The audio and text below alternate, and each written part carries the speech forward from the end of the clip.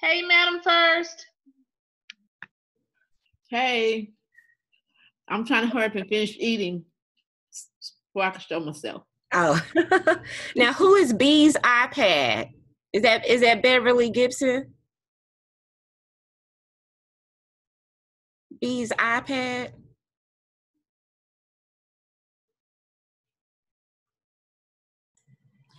B's iPad was on when we first got on earlier, about what, 15 minutes ago?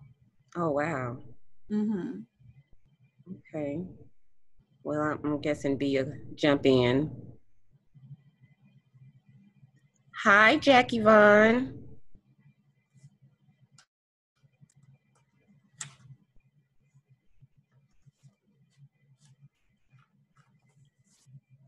Okay, so now that I got the recording, I'm gonna start back sharing my screen.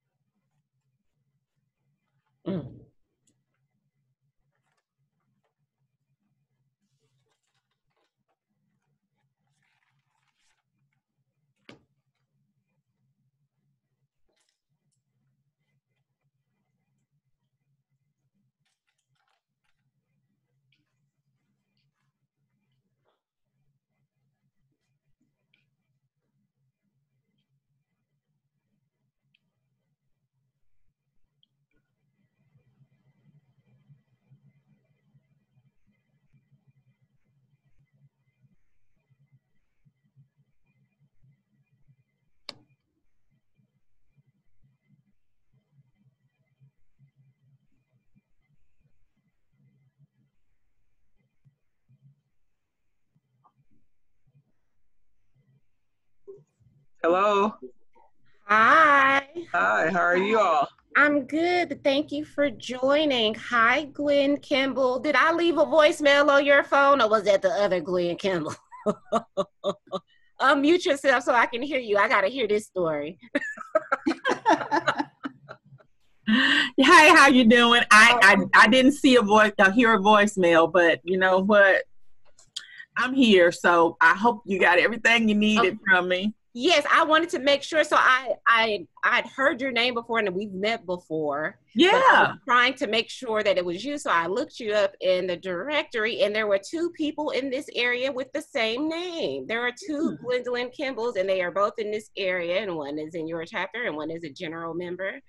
And actually it's not. The one that's a general member is wrong. So that one needs to be deleted. I need to go out and get that cleaned up, but it's just me. Oh, okay, good. I thought I had accidentally sent it to the wrong person, so I was trying to. It's just me. Hey, sorry, Gwen. Hey, sorry, Miriam. How are you? All right, I'm excited. Good. Yes. I love your hair. Thank you, girl. You know we have to do a little something every now and then. That color's pretty. That color's pretty. Thank you. Okay.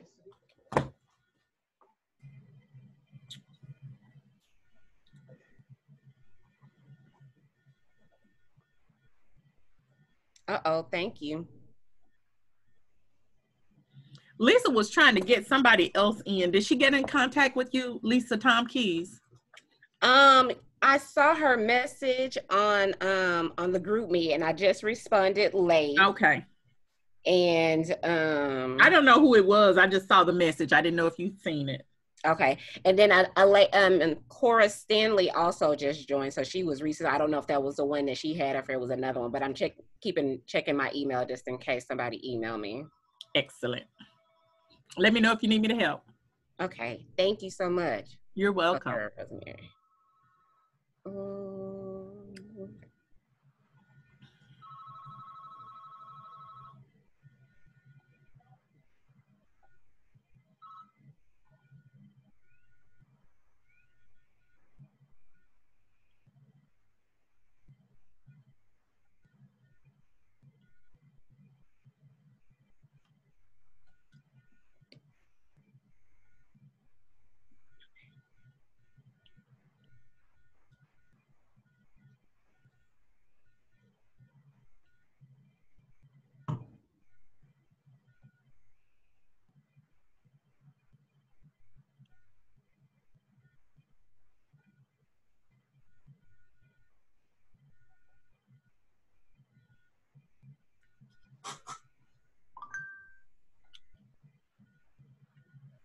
Thank you.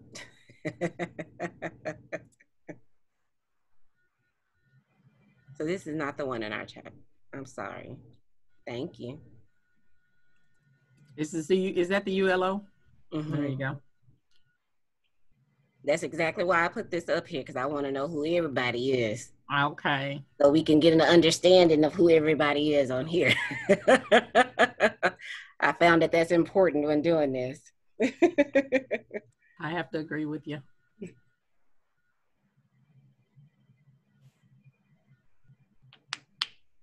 Good evening. Good evening. Thank you for joining, Sarah Michelle.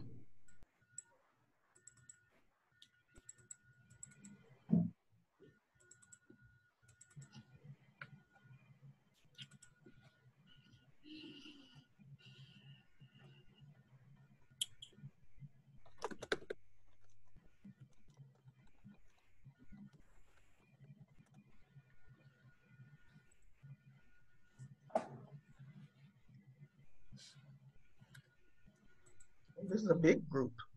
It is. I was just saying earlier when I logged in, Sarah Michelle, it was people on the call before I got on. I was like, oh, wow, y'all, they were ready. I usually in my study groups, I might have 8 to 10 people. We're almost at 40. Great news. Wow, that is a large group. Wow. A lot of people. Hey, Sordana. Hey, Sarah Michelle. Hey.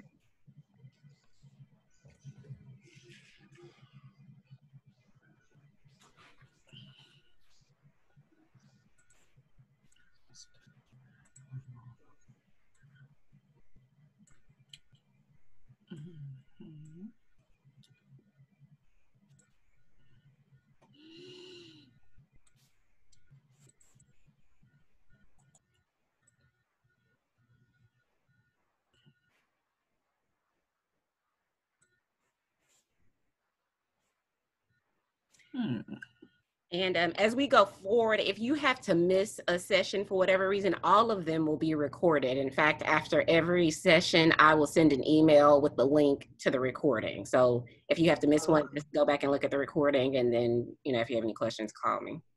Okay. Cool.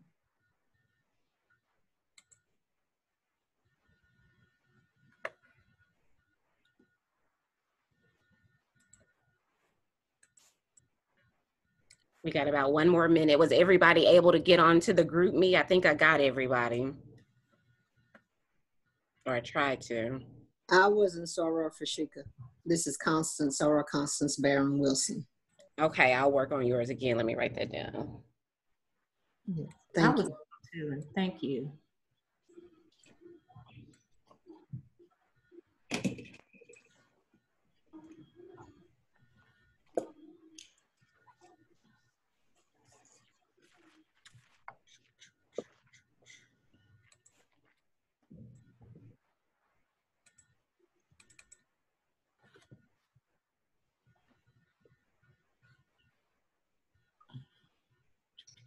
Sarah Fashika, did you see that Sarah Adrian Isom cannot access the link?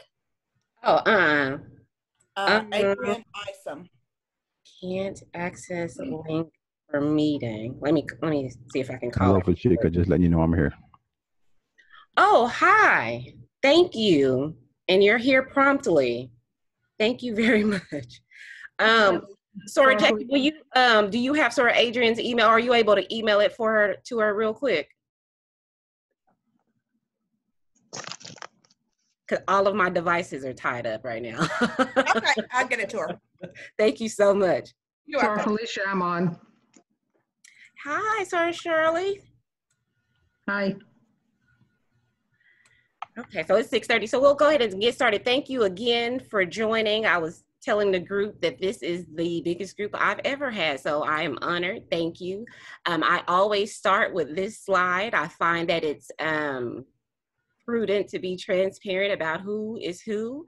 And if I don't have your organizations represented correctly, please let me know. I also do this in lieu of trying to have all 40 of you introduce yourselves. But I will say, of note, there are several members of Alpha Xi Omega chapter here. We have a president here, first vice president, second vice president, a lot of committee chairmen here. Couple of people I don't know. Is Mina LaGrange on? Yes, she is. Yes. Hi. Hi there. Is Taro Omega correct for you and Gwen Kimball? That is correct. Thank Correct. you. Awesome. Is Nicole Taylor on? Yes, I'm here. How are Hi, you? Nicole. So is this Southwest Dallas County Alumni Chapter of Delta right. Theta? Yes. All right. Thank you for joining. Miss Bobby told me about you. Let's see who else. Is Lady Sonia Palmer on? She introduced herself to me as Lady Sonia Palmer.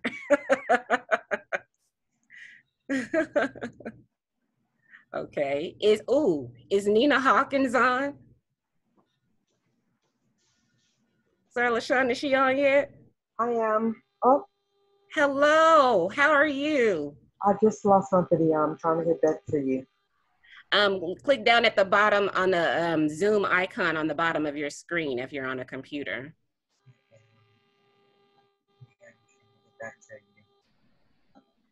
But thank you for joining, Miss Nina. And Thank you. I have a treasurer on here, a sitting treasurer. So this is a great group. So before we go further, we do have a special guest, and I'm going to stop sharing for a second so that you can get a good look at him.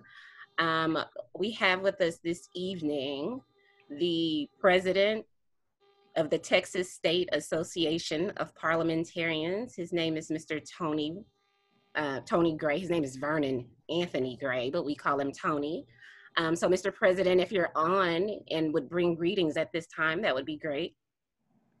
I am here. Thank you, Fashika, and thank you, ladies, for being here. I apologize. I don't have my camera set up, so I can't see who I am right now. Fashika can show you a picture if you want to see. Anyway, I hope to see more of you ladies, so you won't be no question of what I look like. Okay, on this side. But I just want to thank you again for coming. Wish you greetings on behalf of the Texas State Association of Parliamentarians Board of Directors and the members of TSAP. We welcome you to these sessions because, you know, to come study Robert's Rules of Order the way we love it, we welcome you in with open arms because we thank you for joining us because we know why you're here. There's a small list of why people come to this organization. One is something went wrong.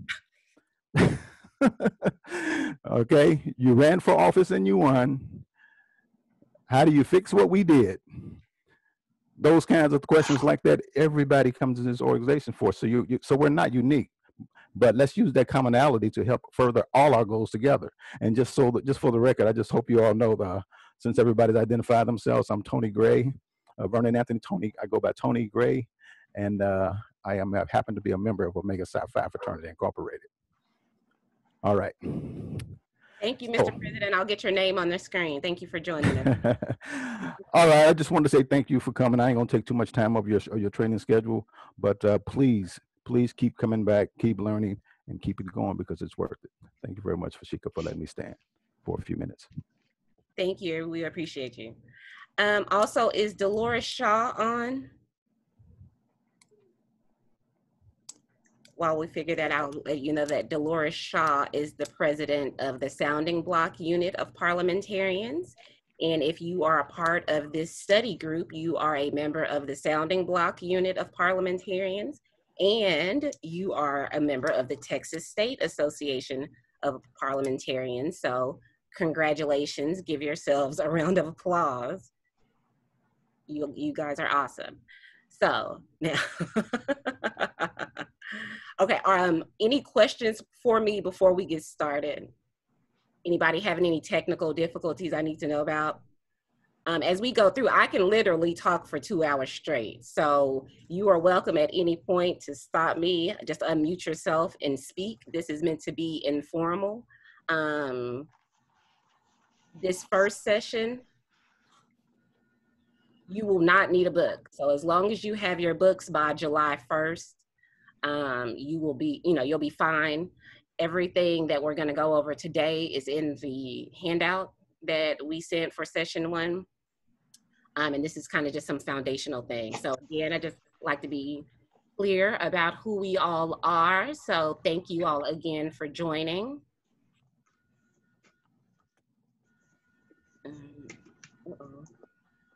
I'm Fashika Willis. I'm professional registered parliamentarian. Long list of parliamentary organizations. You heard from the president of the Sounding Block. You also heard from the president of the Texas State Association of Parliamentarians. Interestingly enough, the president of the National Association of Parliamentarians wanted to be on this call, but she had a different thing to do, but you would have been pleased to know that she is a member of one of the listed organizations also. I'm also in an electronic association, and then I'm also in a competitor for NAP has a competitor. It is the National Institute of Parliamentarians, and I happen to be a member of both organizations. So that is me. I'm also a member of Alpha Xi Omega chapter, just for complete transparency. So for the first session, this first session is going to be a little bit longer than the first one because we have to go through some introductions and we kind of have to lay out some foundational information. And then from there, we will jump in to the studying, and particularly using the study guide that's in the folder and going through those questions, because the questions on the study guide that's in the folder, if you plan to take the NAP membership exam at the end of it, it is a 40-question exam. And those 40 questions will be taken directly out of the 100 questions that I gave you. So you already have all of the questions and all of the answers to the test. So it'll be up to you if you decide to take it at the end. But that, working our way through those questions is how we will make our way through the study group, with the exception of this first session, because there's some things that we just kind of all have to understand from the beginning. Any questions for me so far? Okay, by the books, I mean Robert's Rules of Order, newly revised, the 11th edition. It's the brown book, but like I said, the 12th edition will come out in September, but if you plan to take the test with us, it will be over the 11th edition. And then also, in addition to that, the Robert's Rules of Order in brief, it's the yellow book. I don't have mine with me, but if you have yours with you, and we'll hold it up to your camera, somebody, just so everyone can see it, if one of you has it. That is the book that we will use the most for this study group. Thank you. For this study group, just because it's easier to understand from the beginning and, kind of until we kind of get rolling and get going well, but mostly we will be studying from that book for this class.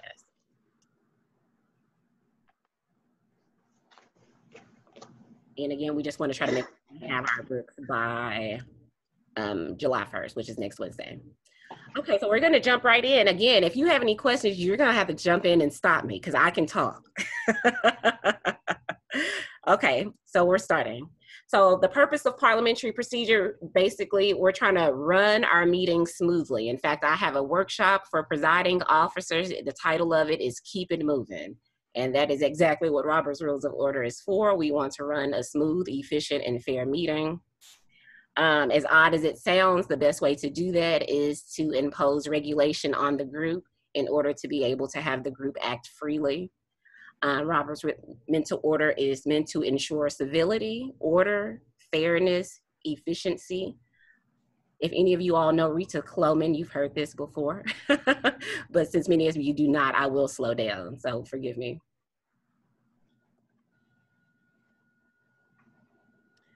So parliamentary rules are meant to protect the rights of the majority to rule. I'm getting text messages. The right of the majority to rule. And I'm sliding my deal over. The right of the minority to be heard. Rights of individual members, and the rights of absentees. And you want to keep in mind that the rights of the group supersede the rights of any one member. I usually say right here, especially in regards to that second point about the right of the minority to be heard, that is why it's really important for you to, if you're in a large organization, make sure you try to speak from a microphone, make sure that you can be heard, because it's not a matter of preference, it's a matter of infringing on somebody else's rights. It's important to know what your rights are as a member. So the rights of the assembly, and when I say assembly here, the assembly is just a group of people who get together, who vote and make decisions. So that's what an assembly is. So a chapter meeting is an assembly, a committee meeting is a deliberative assembly. So I use the word assembly and group and chapter and unit interchangeably, because it's just a group of people who get together and vote to make decisions on behalf of the group. So the rights of the assembly, you have the right to enact your own rules, which are usually found in your bylaws. You have the right to choose your own leadership. You have the right to delegate to your leadership any responsibilities you want them to have, and you get to decide when you want to take those responsibilities back. And you do all of that by using your bylaws. As members, it's important that did I hear somebody? Okay, as members, it's important that you know what your rights are as members. I start here because a lot of people don't know what their rights are, and so they don't know when they're being trampled on either. So understand what your rights are. You have the right to attend meetings, regular meetings, right? And committee meetings. You have the right to make motions. You have the right to fully participate in debate. And I would argue that you cannot fully participate in debate if you cannot hear. And then finally, you have the right to vote. Another kind of foundational thing we want to understand, and this is not new information, but just to make it part of our foundation, when it comes to the rules that govern your organization, your chapter, your sorority, the highest rule, the highest ranking rule are the local, state, and federal laws. After that, whatever is in your charter will be next. You'll note that your charter is usually issued by a state or by your parent organization. After your charter, it's your bylaws, and these are generally contain the rules of how you govern your organization or your chapter. You have special rules, and then you have standing rules. I want to contrast those for you. Special rules are rules that you've adopted that contradict Robert's Rules of Order. If you have special rules, they are in your bylaws. So that's the only difference in that. And then you have standing rules. Standing rules are administrative rules. You'll recognize these, especially at conventions. They have you adopt a set of standing rules before you get started. Also in electronic meetings now, they have you understand what the standing rules are as far as if you should be on mute and how do you vote and how do you talk and things like that. Standing rules. So these are just administrative rules for conducting business, right? If you have a rule that says, you know, you can't accept more than $25 in cash, that's technically a standing rule, unless it happens to be in your bylaws. Then it's a special rule. Next in the order of rank is your parliamentary authority. Your bylaws will let you know what your parliamentary authority is. And for 99% of organizations with bylaws, the parliamentary authority is Robert's Rule of Order newly revised. Note that they never put the addition in the bylaws. They just stop at newly revised. And so it's inferred that you would need to have the newest edition. And another plug, the newest edition, a new edition will come out in September, just to be clear. And then finally, your customs. Your customs are the traditions that are made up by your organization's members. They are the lowest ranking, excuse me, let me see, I'm sorry. Are you going in and okay. Uh-oh, are y'all having a hard time? Is my connection acting up? Because I can't tell. So y'all have to let me know if I'm cutting in and out. No. No, you're not cutting in and out here. Oh, okay. Okay. We're good here. You're going in and out every other word a little bit. Okay. Let me move in a little closer and see if that helped. Okay. So where were we? Okay, so our customs are the traditions that are made up just by your organization's members and that you follow just because it's something that you've always done. It's probably not even in writing, but it's what you do. So you want to keep this in mind, especially as a presiding officer. Sometimes I've worked with clients and sometimes they were totally within their bylaws but didn't realize that they were breaking a state law.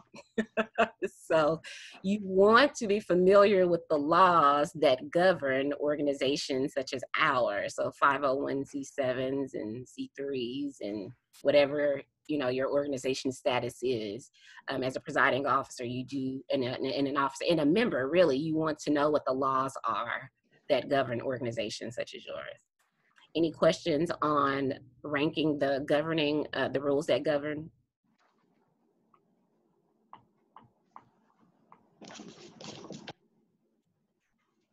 No, okay. Okay, and then real quick, I want to talk to you about a standard order of business versus an agenda. So Robert's Rules of Order establishes a standard a standard order of business. And so these are things that must be present on every agenda, whether it's a chapter meeting or a committee meeting. There are certain things at minimum that you must always have on an agenda if it is to follow the standard order of business, and it should if your organization is governed by Robert's Rules of Order. Those items that are part of the standard order of business are the approval of minutes, the reports of officers and committees in that order. The officers come first, then the committees. Special orders. Special orders would be dictated to you by your bylaws. So for instance, if your bylaws say that you elect officers at the November meeting, then the election of officers would fall on the agenda where special orders would go, right? So after that, you will have unfinished business or general orders. General orders are anything left over from the last meeting that y'all didn't get to talk about. This is when you bring it up under general order. Usually you don't see the word general order on the agenda. It's usually on there as unfinished business. It may or may not be listed out. So if you have something for the previous meeting that we didn't get to talk about and you don't see it on the agenda, you want to make sure you bring it up under unfinished business or even move to have it added to the agenda if you feel it would be helpful. And then finally, you have new business. Going back to number 4, notice it's called unfinished business. Notice that we also have not called it old business in 15 years. So we try to, the NAP is very meticulous about making sure that you refer to this as unfinished business. So if you have an answer choice and you see unfinished business and you see old business, unfinished business is the answer that you should choose if you just choose to take the test. And then just kind of comparing the standard order of business to an agenda. Here's some other things that you would see on an agenda: call to order, if you have closing and opening ceremonies, roll call, announcement, adjourn. Notice that these other agenda items are not considered business. They are just items. But the business is the 1 through 5, and I forgot I have my my pointer. So this is the business on your agenda, and this is, the other stuff. So, so you don't want to get caught up. I've worked with organizations and they get so caught up in this stuff and find themselves rushing through the business. If you have to, as a presiding officer, if you have to rush through anything, it should be this. And you want to take particular care when you're taking care of the business. Any questions for me on understanding what the order of business is and what's business and what's just other agenda items? Yes, what under number 4, general orders, tell me what that is, please. Yes, so your general orders is just another name for items that were left over from the last meeting. Unfinished business is the same. Mm-hmm. It's just another term for unfinished business. Thank you. I've not worked with a client yet that called it general orders. Okay, that's why I hadn't heard it. Okay, thank you. Any other questions about that? Particularly, you understand the difference between what is the business and what is the, what I call the other stuff. And you want to and take note that all you have to do is the business. The other stuff on the agenda, you don't have to do that if you don't want to as a presiding officer. You don't have to do it. All you have to do is take care of the business. So keep that in mind as you are presiding over your chapters and your committees and so on.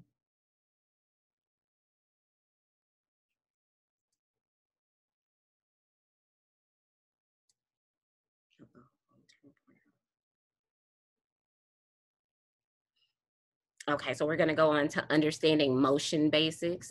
I think you know that motions are tools that you use to introduce a business in a meeting. No business can be introduced without a motion. There are two kinds of motions. There are main motions and there are secondary motions.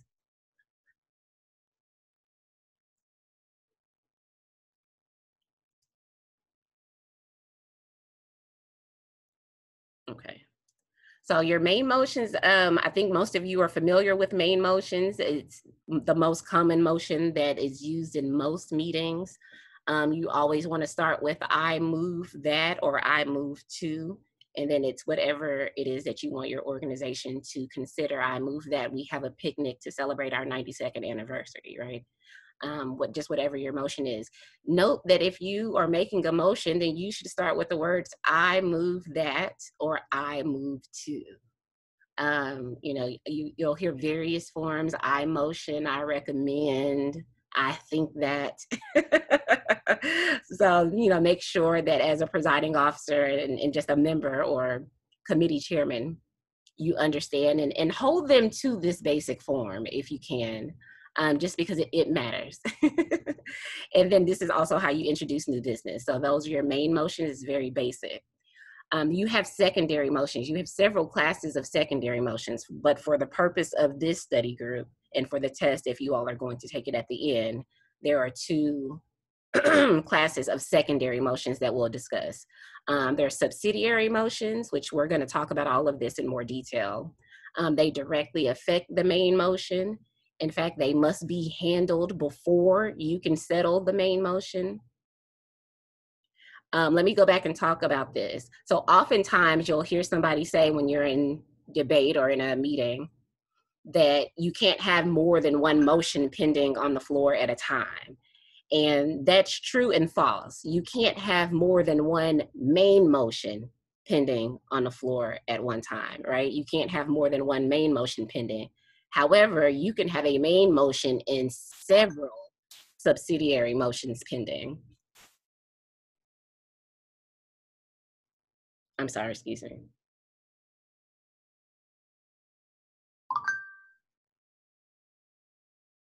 Okay, sorry. So yeah, you can have a main motion and several subsidiary motions pending, right? Some of the more common subsidiary motions, the motion to amend, previous question, some of our favorites. Those are mostly subsidiary motions, but we will talk about those more directly later. And then another form of secondary motion is a privileged motion. You may be familiar with these also. These are generally known as emergency motions.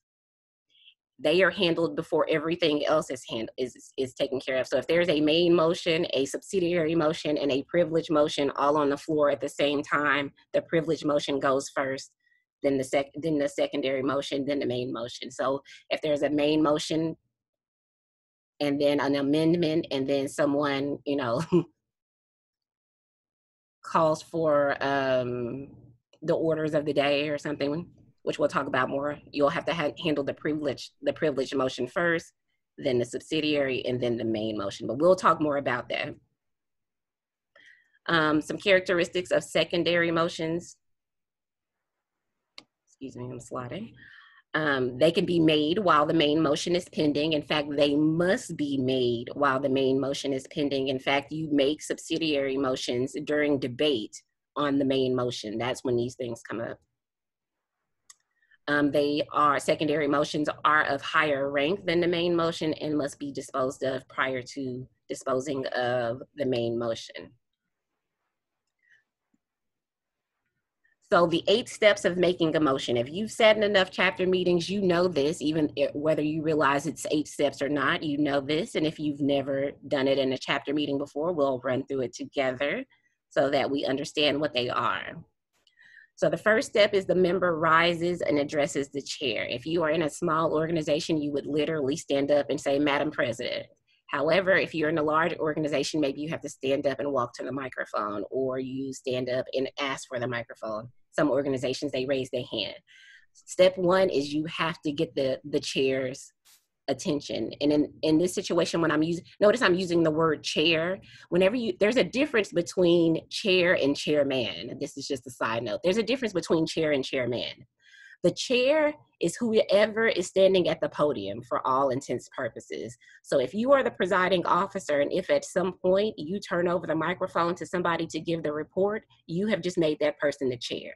That's why it is generally recommended that in chapter meetings and things, you have 2 podiums. You have one for the presiding officer, and then you have another one for people to report from. Because if you turn over your podium, then you've turned over the chair, and the chair can do things like assign the floor and take a vote and things like that you may not have intended that person to be able to do. So the chair is whoever has control of the main means of communication, whoever is at the podium. If you're presenting from the podium, right? That is the chair. So whoever is there, whether it's the presiding officer or somebody just giving a report, I mean, I tell presiding officers all the time, do not turn over the chair. Normally it's fine. People are in the habit of giving it back, but should you find yourself in a hostile situation in a meeting and you've turned the chair over to somebody else, it's hard to get it back. So anyway, that's a side note. So first step, member rises and addresses the chair. Then second, you have to wait for the chair to recognize you. They will usually recognize you by name if they know your name, or they'll nod at you, or they'll point to you or say yes, but they have to recognize you. You must wait for them to recognize you before you speak. The third step, you're going to make your motion. Remember, we start with I move that or I move to. Notice you do not start with a disclaimer. Do not start trying to explain what you're getting ready to say. Just say what you're going to say, right? And the reason why Roberts requires us to come just straight out with the motion instead of explaining it first, because the maker of the motion gets to speak first in debate. That is when you get to explain why you brought it up or why you think it's good, or what the background may be on it. But when you get up, once the chair recognizes you, once the chair says, yes, Sora Jackie, the next 3 words out of your mouth must be, I move that, or I move to, not some kind of backstory. So keep that in mind. Once the chair recognizes you, you got to come out with it. And I've seen some presiding officers will cut you off and it's like, listen, I just want the motion. So be mindful of that, especially if you are a presiding officer or a committee chairman. You do not have to let them sit there and take up all of your time. It is okay for you to cut them off and ask them for the motion only, and let them know that you will recognize them first as the maker of the motion. The fourth step is that another member must second the motion. I should have put an asterisk here. If a motion comes from a committee, it doesn't require a second because the second is implied.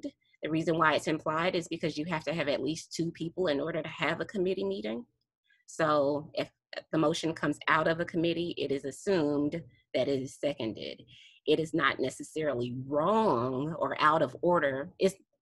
It's not out of order to second a motion that comes from a committee. It just is bad form, if that makes sense. So it's not a big deal, but for the record, it doesn't require a second if it comes from a committee. I just said that. And okay, so the next step is the chair states the motion. That is the part of the chair's script where they say it has been moved and seconded to do XYZ. That is stating the motion. Next step is debate. Your presiding officer should ask you, is there any debate? Is there any discussion? Are you ready for the question? A note about are you ready for the question? That question is what it sounds like. Because the question referred to in are you ready for the question is all those in favor say aye, all those opposed say no. Now, while that does now sound like a question, when they say, are you ready for a question, they're asking, are you ready to vote? So if they say, are you ready for the question, please do not respond with the word question, because that means you have something to say, right? So if somebody says, are you ready for the question, and you say question, the presiding officer should ask you, okay, what's your question? So if you are in the habit of saying question when they say, excuse me, I'm sorry. If you're in the habit of saying question when they say, are you ready for the question, just, know that that's bad form. You're not usually going to be called out, but, Sarah Fashika, don't laugh, because I've been at some meetings in other organizations, and as soon as they say that, everybody says question. I've always looked around to see what, but it was like the whole room would say question. Yep. Listen, I'm going to tell the truth. My grad chapter, so when I was an undergrad member, my grad chapter, there's a member of my grad chapter on the call, but whatever. My grad chapter, are you ready for the question? They would all say in unison, question. And I was like, really? So, because I've been doing parliamentary procedure since I was in high school. So I knew that they were not supposed to say anything, but what was I going to do? So no, I've seen it too, Sarah J. So that's funny. The next step, oh yes, so in debate. So now we're up to debate. So the maker of the motion speaks first. If you are the presiding officer, the president, the committee chairman, you must go to the maker of the motion first. If you accidentally go to somebody else, the maker of the motion has the right to interrupt you. Sorry, Ricky, I'm getting closer. If you go to somebody else first, the maker of the motion has the right to interrupt you and remind you that they are the maker of the motion. So if you are the maker of the motion, you have the right to speak first. You are not required to participate in debate if you don't want to, but you do have the right to speak first.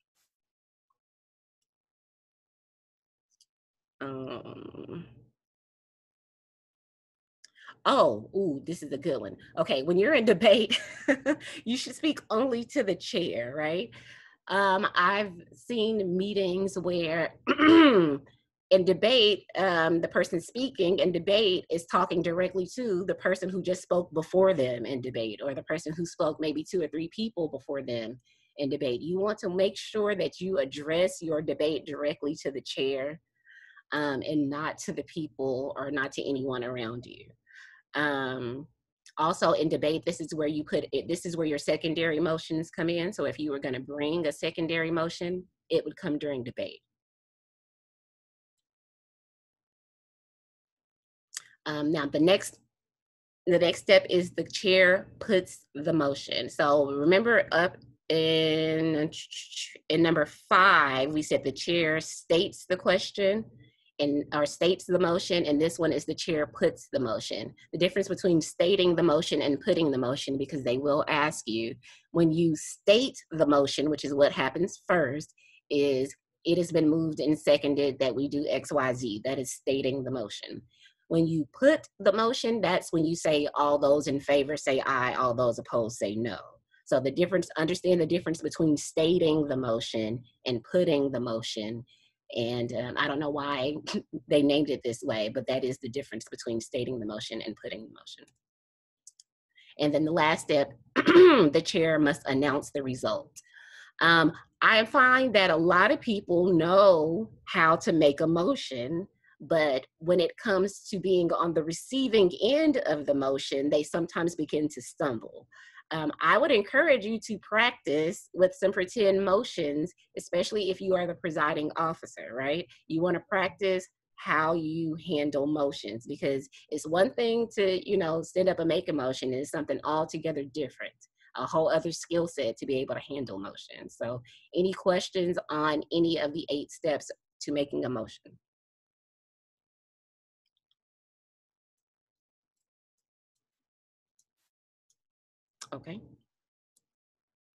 Okay, so this is my jam right here. This is the part that I've been waiting to get to. So the 13 ranking motions. Secondary motions follow an order of rank. It determines which order the motions will be voted on. Remember, I said you could have a main motion and several secondary motions on the floor at the time. The order of rank determines which motion you vote on first. It's not necessarily first come, first serve. It is, in fact, which motion is of highest rank. Main motions have the lowest order of rank, and all secondary motions outrank a main motion. So anytime anything is applied to the main motion, it is voted on first, and then you go back and vote on the main motion. So let me put a pin right there, especially when it comes to the motion to amend, and I'm sure we will talk about this again throughout the various sessions. But if there's a motion on the floor and then somebody moves to amend it, you have to vote 2 times, right? You have to vote on the amendment, and then you vote on the amended main motion or the unamended main motion, depending on whether or not your amendment passed. So if an amendment comes up, be prepared to vote twice, presiding officer. And just because an amendment passes does not mean that the main motion passes. Uh-oh, it says my internet connection is unstable. Give me a second to move around. Can y'all still hear me pretty good, or am I breaking up? You're doing good, Sarah Fashika. I can hear you. Okay. So keep in mind, when the secondary motions come up, for every secondary motion you have to vote, and then you have to vote on the main motion. So don't let a vote on an amendment also be a vote on the main motion. I've seen that happen a lot. And if the presiding officer doesn't catch it and then it makes it into the minutes that way, then you are more or less stuck with that unless you're going to go through the process to fix it, which I will talk to you about how to fix it probably 3 sessions from now.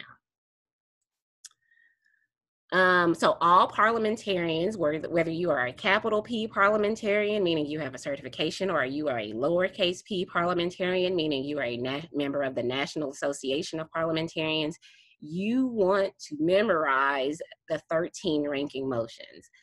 This 80% of the meeting and subsequently 70% of the test that you're going to take will be about the 13 ranking motions and how they work and and how you deal with them. So this is a mnemonic device that we learned to help us learn the 13 ranking motions. If you can remember these 2 statements, you can remember the 13 ranking motions. So my pearls are classy, pretty lady, pretty lady. Can Rita really afford a Ferrari? Yes, I'm talking about Rita Cloman. So say this out loud to yourself. You can unmute yourself and say it, but you say it out loud 3 times. You kind of have to in order to kind of let it settle in your spirit. My pearls are classy. Are classy, pretty lady. Can Rita really afford a Ferrari? Yep. My pearls are classy. Pretty lady. Can Rita really afford a Ferrari? My pearls are classy. Pretty lady. Can Rita really afford a Ferrari? That's right. That's right. That's right. If you can remember these 2 statements, as silly as they are, you can remember the 13 ranking motions generally. Because as you see, each of the letters in the word stands for something else. So we'll go over that next. So my pearls are classy, pretty lady. Can Rita really afford a Ferrari? Now, here it is in a different form. My pearls are classy, pretty lady. Can Rita really afford a Ferrari? Keep in mind, there are not 2 A's, right? I just had to make the sentence make sense, right? So afford a, don't let that trip you up. It's just 1 A. So everybody see how the mnemonic device relates to the order of rank. So the beginning of the sentence is the lowest part of the spectrum, and the last Ferrari is the highest end of the motions. So this is my jam. We're going to park here for a minute. Do y'all have any questions for me before we get started on this? Okay. So this is really what I want you to look at between now and the next time that we meet, because this is almost everything. Like if you have this, you have it. The difference between you and everybody else in the chapter meeting is that you have this, right? If you have this, you know what to do. You know how to fix things. If you have this, you know how to put forward a strategy to affect whatever agenda you may have, right? If you have an agenda, it's not to give that a negative connotation, but if you have something that you want to get done, then this is how you would have to do it 9 times out of 10. So we're starting at the bottom. The M in my is for main motion. It is the lowest order of rank. And as far as the 13, it requires a second. It is debatable. It is amendable. It requires a majority vote. Yes, you need to know whether it requires a second, whether it is debatable, and whether it's amendable, and what the vote is. That's going to become important, and I'll talk about that as we move up. So main motions, main motions, I move that we have a picnic for our 92nd chapter anniversary. Okay, so now pearls. So my pearls, the P in pearls is for postpone indefinitely. The motion to postpone indefinitely will kill a motion. So for instance, say you receive some correspondence in the mail from a politician. Say it's our great friend, Senator West. I love Senator West. I worked on his campaign, Go West. Okay, so you receive something in the mail from Senator West, Alpha Xi Omega, and Senator West is asking you to endorse his campaign. And so it comes in the mail as correspondence. And so now we have to vote on what action we want to take. Somebody says, I move that we endorse Royce West for U.S. Senate. In debate on that motion, you could move to postpone indefinitely because you want to kill that motion. The reason why you would want to kill a motion like that is because maybe you don't want to go on record as having supported Royce West. You don't want to go on record as having said no, but maybe you also don't want to go on record as having said yes, right? Maybe you don't want to be on the record at all. So if you want to kill a motion, you do not want it to be discussed. You don't even want it to be debated. This is how you do it. You move to postpone it indefinitely. The motion to postpone indefinitely requires a second. It is debatable. It is not amendable. Either you want to postpone it forever or you don't. And it requires a majority vote. So let me tell you about the motion to postpone indefinitely. If you are on the receiving end on it, if you're on the other end of it and somebody is trying to postpone your motion indefinitely, keep in mind that the motion to postpone indefinitely only lasts for 1 meeting. So that means at the very next meeting, you can bring your motion back up again. Now they can move to postpone it indefinitely again, but you can keep bringing it up. You just don't get to bring it up no more that day. Any questions about the motion to postpone indefinitely, or have any of you seen this used? Any examples of how you've seen this move used, or any other reasons why you would want to kill a motion? Somebody talk to me. Fashika, this is Nicole. Okay. I don't have a comment on this, but I wanted to ask, do you think you could call in on your phone and use that audio instead of your computer? Because you're saying so many important things and I'm like, I'm missing it because your voice is going out. Oh no. Yeah, that helps when you do it on your phone. So even if your computer freezes, we can still hear you because you're on your phone. Yeah, I agree. This is Donna. I'm having the same problem, so I agree. And so the problem is I have no problem. I have the $15 account, the $15 a month account. So my account doesn't come with the phone number. Let me go back and look. But like when I set mine up, it doesn't give me the option to share a phone number. Is it any way that we can get this in a printout so we can have it afterwards, and I'll go through? Yeah, absolutely. This is recording, and hopefully it sounds better on the recording than it sounds on the other end for some of you. But yes, I will email the recording after every session. I will automatically email to the recording to everybody who's paid for the study group. So I will. I'm sorry about that. Thank you. Fashika? Yes. When mine does that with my computer, I usually use my hotspot on my phone to make it to make it more secure, and when it's acting unstable. So that's just a suggestion that still allows you to use your phone data plan. Okay, let me try that.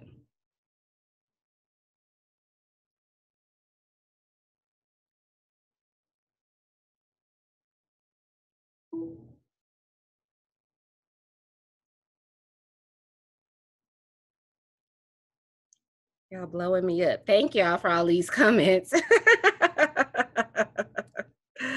Okay, so I'm gonna try that and see how that works. But rest assured, I will do the recording. And if you didn't catch it, I'm happy to say it again. I can do this all night. But the motion to postpone indefinitely, anybody else, can you think of any motion you would want to kill? Like, give me an example of something, anybody have an example or have seen this motion used before? Or any questions about how to use it, right? If you're gonna use this motion, if I've just made the main motion, I move that we have, or excuse me, I move that we support Royce West for US Senate. You would have to be one of the first people to the microphone, right? If 3 people have already participated in this debate, then your motion is kind of useless at that point. But if you're one of the first people to the microphone and you don't want your organization to have gone on the record, because I mean, what if MJ Hager wins, right? Do you really want to be on the record as having supported somebody else? So, think about things like that. So if you want to kill a motion for whatever reason, this is how you would do that. Did I hear something? Hear someone? This is Nicole. Could you say that part again? You said if 3 people get to the mic before you. Right. What? So now, the motion, it's the timeliness of this motion is important, right? Because if 3 or 4 people have already participated in debate before you, then you're kind of already considering it, right? You're already debating it. And the point of this motion is to kill it before you even talk about it, right? Because if this is what you want, you don't even really want to be on the record about it. So if you're not, the first 1 or 2 people to the microphone, then, you might as well move on to a different part of your strategy with a different motion to kill it at that point. Because at that point, you're already debating. And once you give 1 or 2 people the option to debate, unless you call the previous question, everybody else at that point has to get the option to debate. Thank you. That was good. Thanks. Okay. Okay, so let's see, where are we? So my pearls are, the A and R is for the motion to amend. This is the most commonly used subsidiary motion. And I don't know if I made note of that. The main motions, these are your subsidiary motions, which are shown here, and these up here are your privileged motions. Okay, so now we're back to R, the motion to amend. It changes in a motion in some substantive way. It requires a second. It is debatable. Notice I put yes and no on whether or not it's amendable, and because here's why. You can have a primary amendment, and you can have a secondary amendment. A primary amendment amends a main motion. A secondary amendment amends an amendment. So you can amend a primary motion, but you cannot amend a secondary motion. Secondary is where we stop. We do not do tertiary motions. That's amendments. That's too much. So yes, you can amend a primary amendment. No, you cannot amend a secondary amendment. So that's why I put yes and no. It's very rare that you have a secondary amendment, that is to say an amendment to an amendment, but keep in mind, if you do have an amendment to an amendment, you are now gonna vote 3 times. So just keep that in mind. And it requires a majority vote. The motion to amend, so this is how you should state a motion to amend, right? So if I move that, or someone moved to, what did I say earlier? I move that we have a picnic for our 92nd anniversary, and you want to amend it. During debate, you would say, Madam President, I move to amend the motion by striking picnic and inserting gala. That's how you're supposed to make an amendment. So you want to say what you're striking and what you're inserting. If you're just adding something on to the end of a motion, you would say, I move to amend the motion by adding whatever phrase, and have a gala, right? So if you are striking and inserting, it is what it sounds like. Adding, which is another way to amend, means that you're just adding on to the end of it.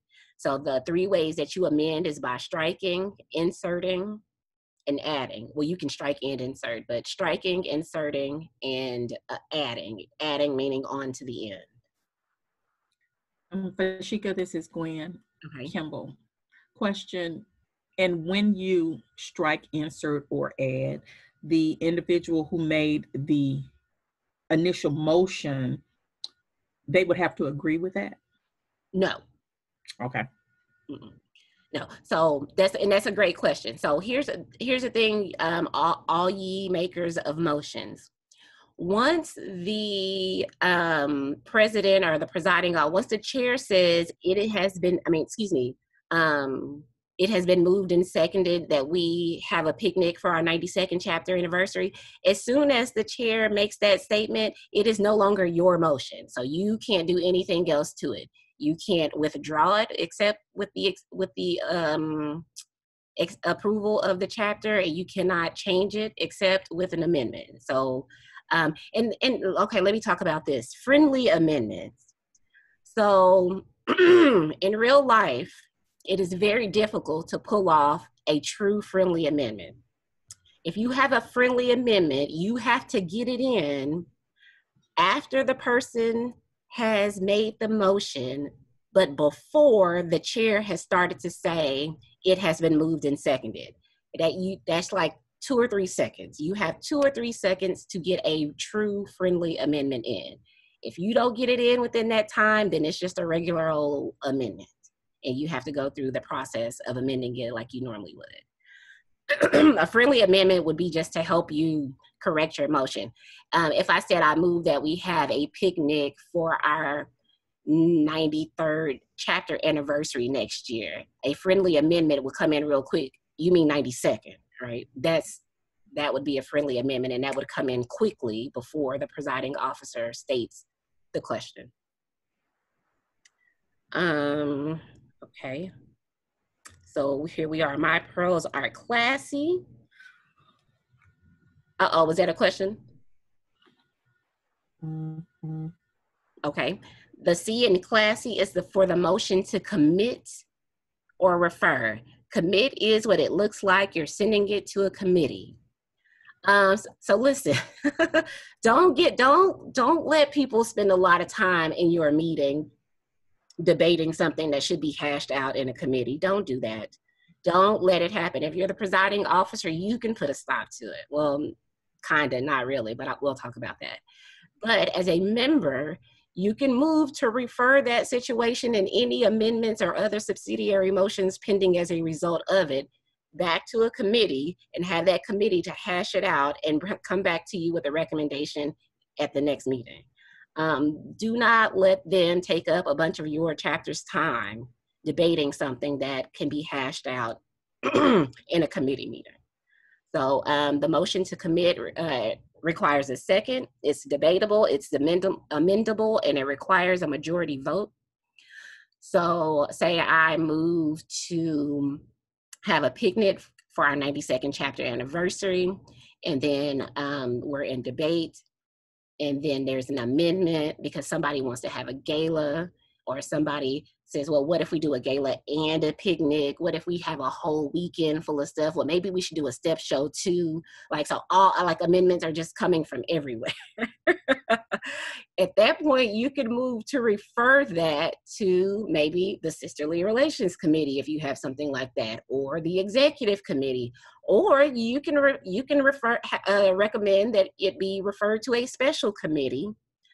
You be careful with your bylaws, because if you're moving that it be referred to a special committee, I move that it be the question and its subsidiary motions be referred to a special committee to be made of Donna Freeling Blackburn, Gwen Kimball, Nicole Taylor, Jacqueline Anderson Vaughn, Marion Willard, and Shirley Isom Newsom. If you're recommending that it's submitted to a special committee, you have to name them, right? Or you can say, I move that it be referred to a special committee to be appointed by the president, right? And 9 times out of 10, your bylaws already say that special committees have to be appointed by your president. But if this motion passes, what happens is you have just required your president to appoint this committee. So if this motion passes, you just told your president, hey, make this committee happen.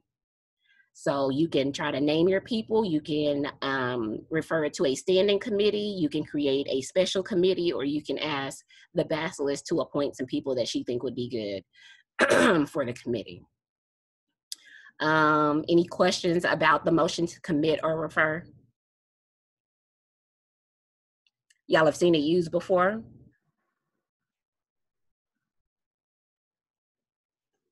Sora Fashika. Uh-huh. This is Sora Dorita.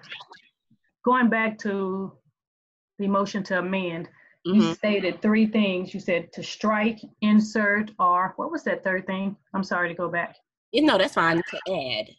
Add, okay. And that's when you just add it on to the end. Okay, thank you.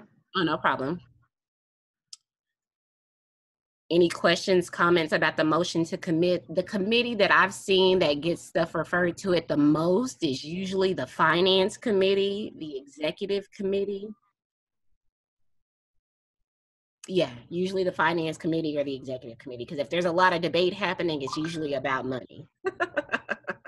So, but you know, but do know that as a presiding officer, as the chair, do know that people do have the right to make this motion and name the people that they want. Now, it's debatable, right? Which means if you get up there and you name all these names, keep in mind this motion is debatable, so they could be striking and inserting different names all day. So you want to be mindful if you're going to use this motion on how you state it and what your intentions are. Do you intend for it to just go to a regular committee, or do you already know that you want it to go to a special committee? In fact, you know exactly who you want to be on a special committee.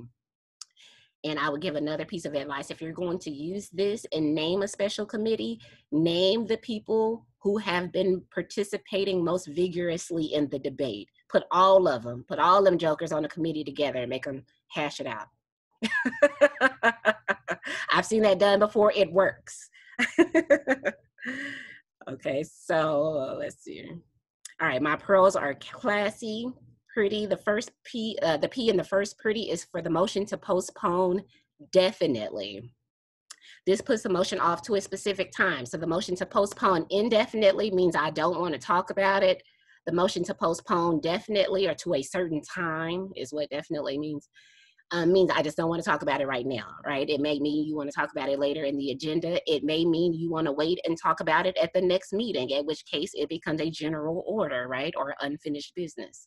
So this is something that you have to do intentionally. You can do, so okay, I will tell you that oftentimes when people move to lay on the table, what they really should be doing is moving to postpone to a certain time. Because once we get to motion to lay on the table, you'll see how it is very different. It is very specific. And most often you should be using the motion to postpone definitely. It puts off a motion to a specific time. You can literally name a time, if it's a time of day, if you want it to be postponed at 12 o'clock for whatever reason, or if you want it to be postponed until after the announcements, or if you want it to be postponed to the next regular meeting, you would have to say in your motion when you want to postpone it to. It requires a second. It is debatable. It is amendable. It requires a majority vote. So if I had made the motion, I move that we have a picnic for our 92nd chapter anniversary. And I don't know, maybe you just don't want to talk about it right now. Or maybe there's something coming up in another report that you think we should hear before we decide on this, right? That would be a good reason to do this. Maybe you want to hear what the finance committee person is going to say before you decide on something like this. Or maybe you want to hear what the graduate advisor is going to say before you decide on something like this. At that point, that is a good reason why you would postpone something to maybe till after the reports are done, or postpone it to a different meeting if you're waiting on more information. Any questions about or comments about the motion to postpone to a certain time or postpone definitely? On the test, you'll see postpone definitely. You will also see postpone to a certain time. It is the same thing. You should not see them together, but if you do, pick definitely, but know that it is the same thing. Any questions about this one? Comments? Have you seen it used correctly before?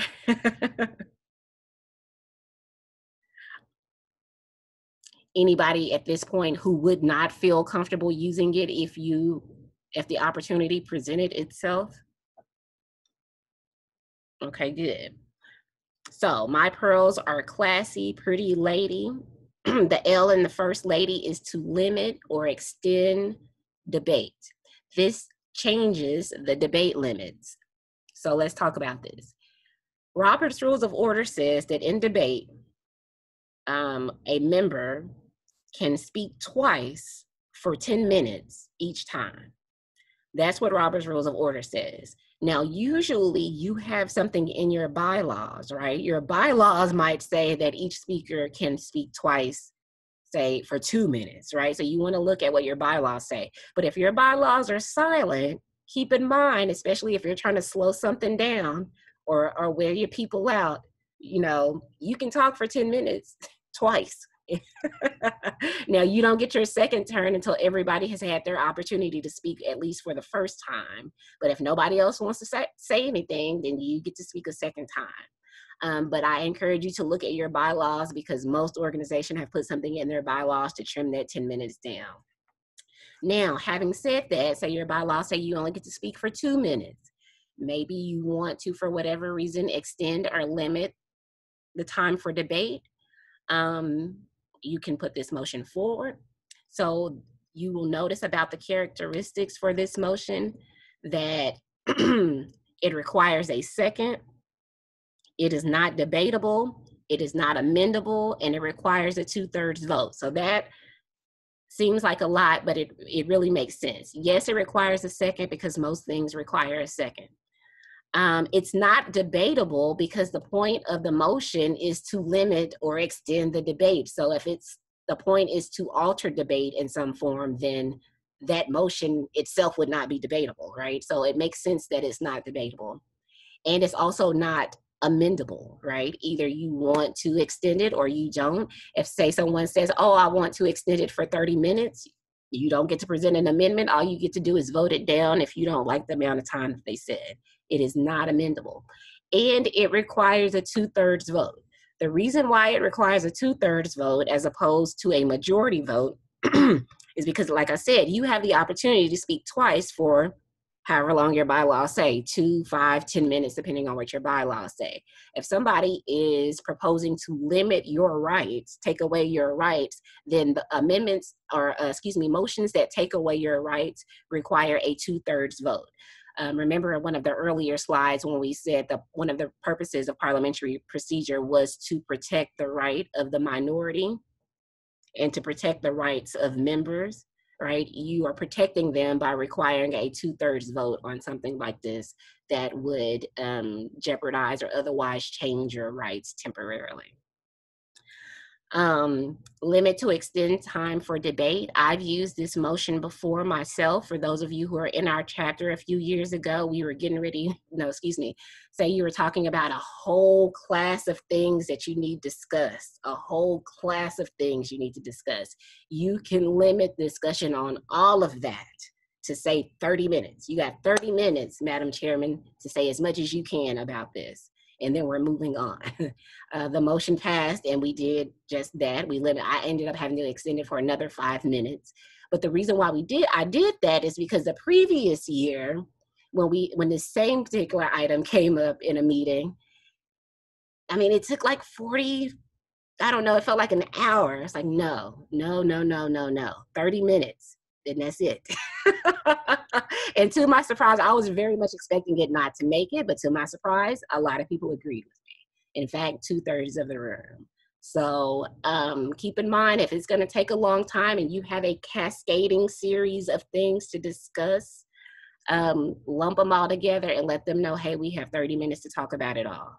And then within that motion, you can also say, and each person can only speak for 30 seconds. So if you're going to use this, usually you want to have thought this one out before you use it.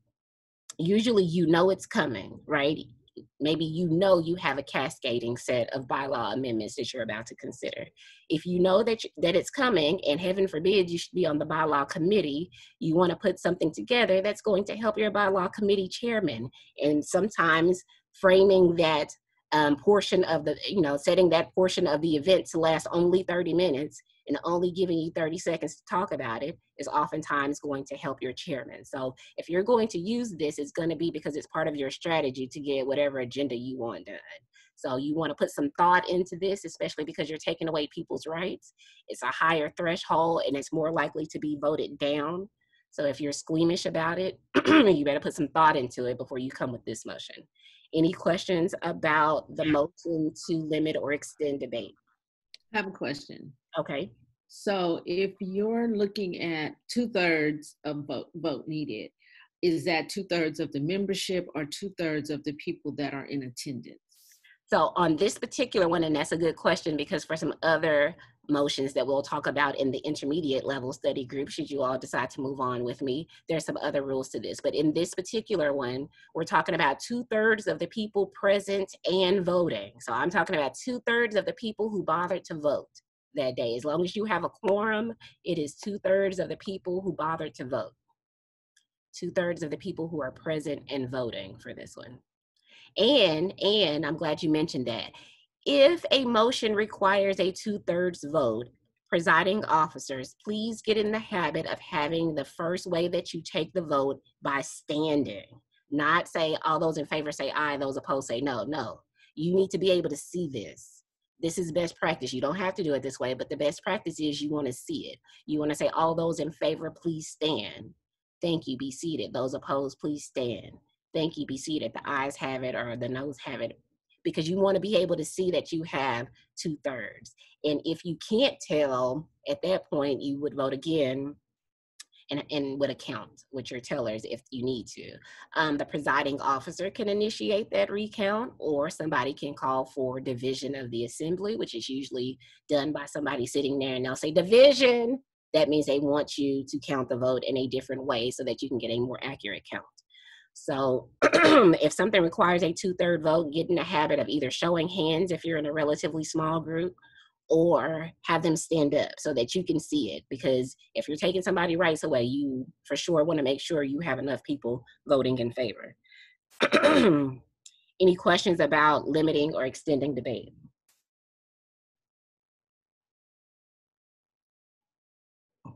Okay. My pearls are classy, pretty lady, pretty. The second P in this statement is for the previous question. Listen, my chapter members know this is my jam right here. This is my jam, and it should be your jam too, okay? Especially if your chapter does not use it very often. The previous question ends debate on a motion. That is what it is for. It ends debate. It ends the debate. It puts a stop to the talking. And it forces a vote, right? You have to vote on whether or not the previous question will pass, right? And it will require 2/3 vote. And then if the previous question passes, you then immediately call for the vote on the main motion. There's no more debate on the main motion if the previous question passes. So Fashika, what's the proper way to state that motion? I move the previous question. Okay. And so, and you don't have to say it that way. The best form, what will get you a 5 if you're doing a demonstration of parliamentary procedure, 5 out of 5 would be I move the previous question. But if you say I move to end debate, that will get you 4 out of 5 points in a demonstration. So you can still say I move to end debate, and the presiding officer should understand that that's the previous question. But yeah, you would say, I move the previous question. Or you can just say previous. Some people just say previous question, but technically you should say, I move the previous question.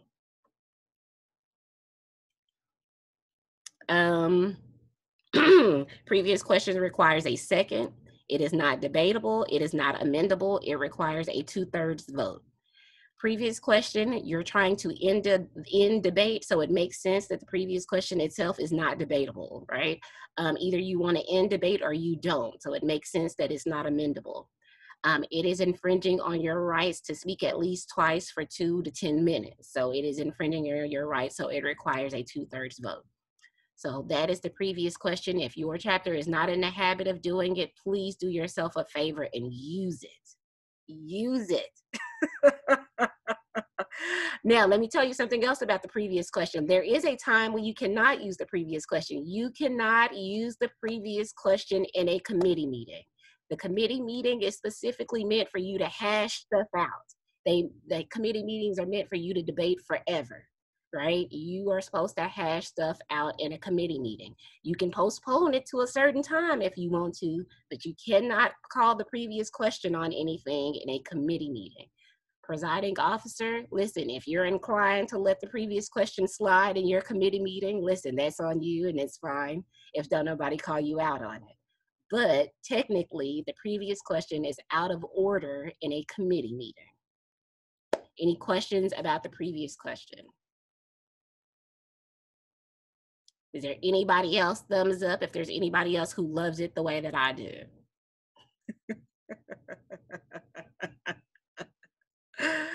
Oh, okay. All right, so my pros are classy, pretty lady, pretty lady. The second, the L in the second lady is for the motion to lay on the table.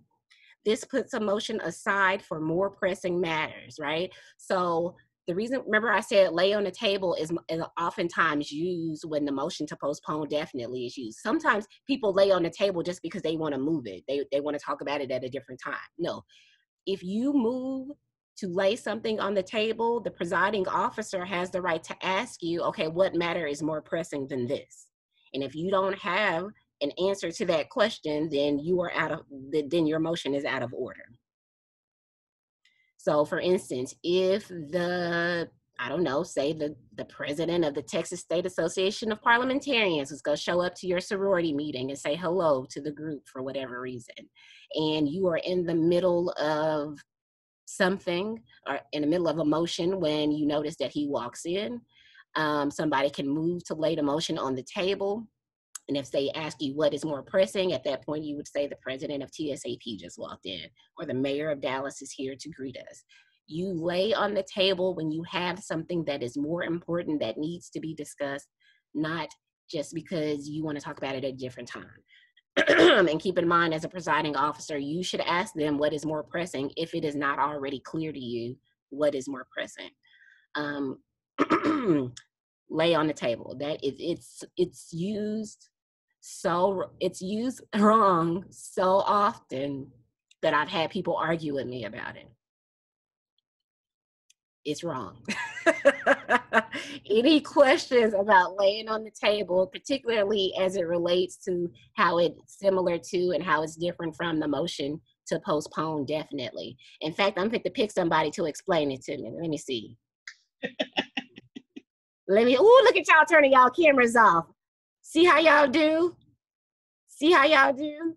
Okay. Come on, sorry, Tammy Owens White. Explain to the people the difference, the principal difference between the motion to postpone definitely and lay on the table.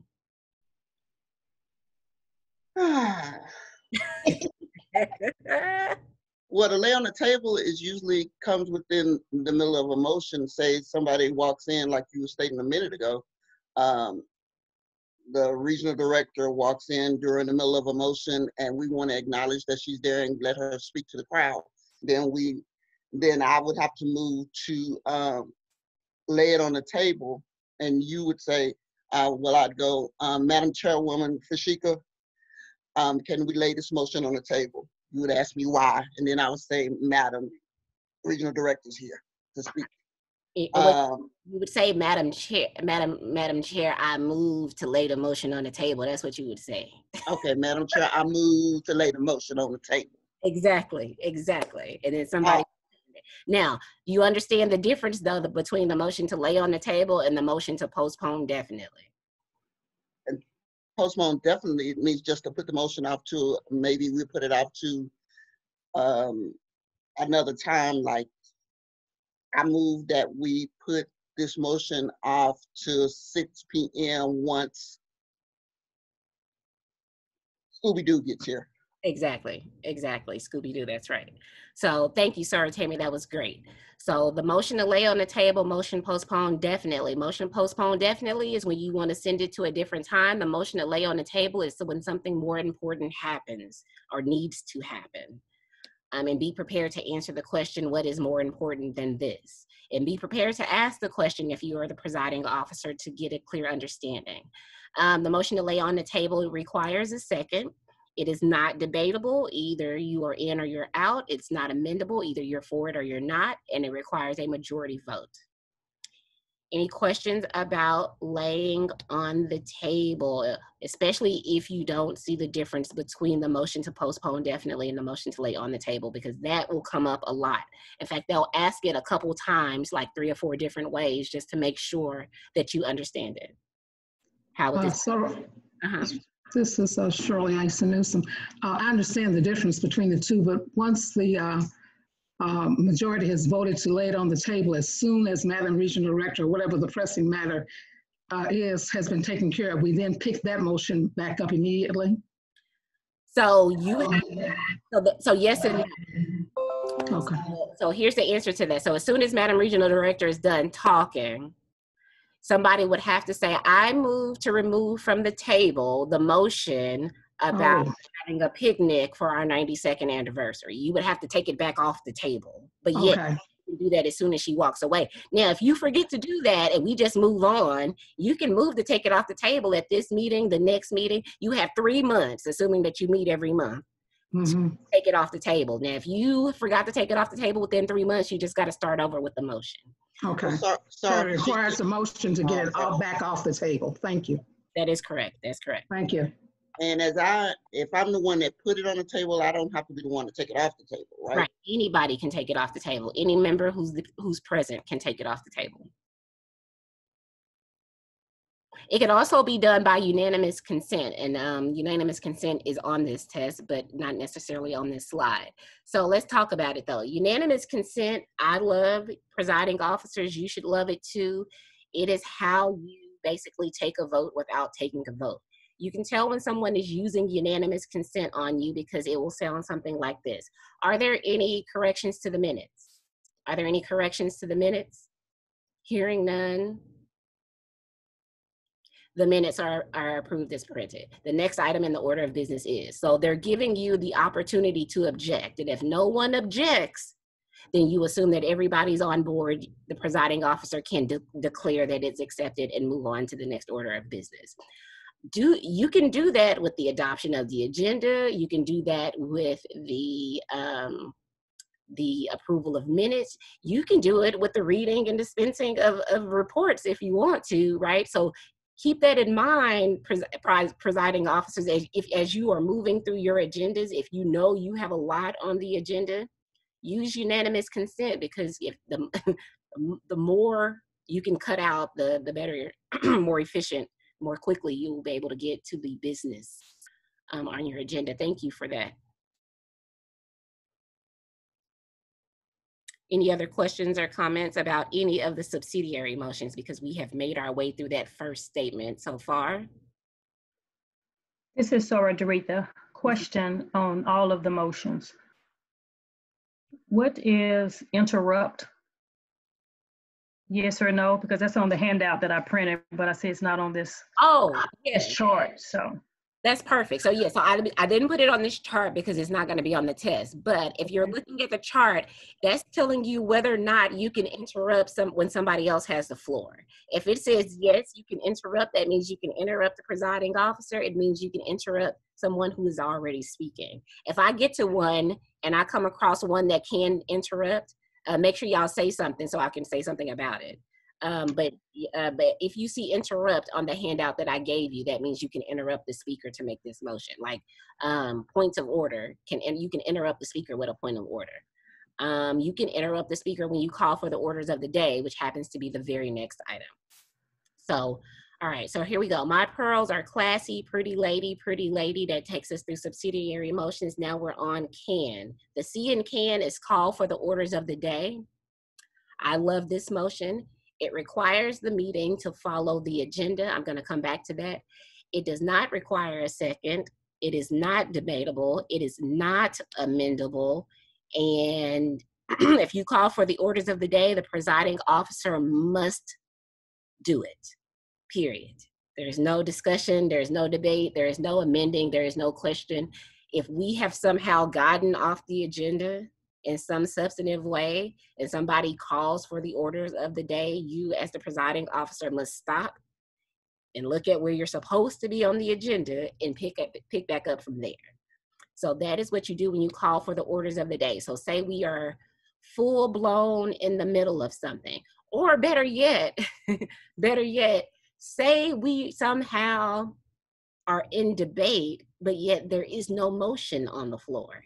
If you somehow find that you are in the middle of debate, but there is no motion on the floor, first, let me tell you that the previous question can't save you. You know why? Because there is no motion pending, right? So if you break out into debate and there is no motion on the floor, the previous question cannot save you, and I will not let it save you, because I want the presiding officer to stop that from happening. There should not be debate, excuse me, I'm getting passionate now. There should not be debate if there is no motion on the floor. So if there is no motion, there should be no talking.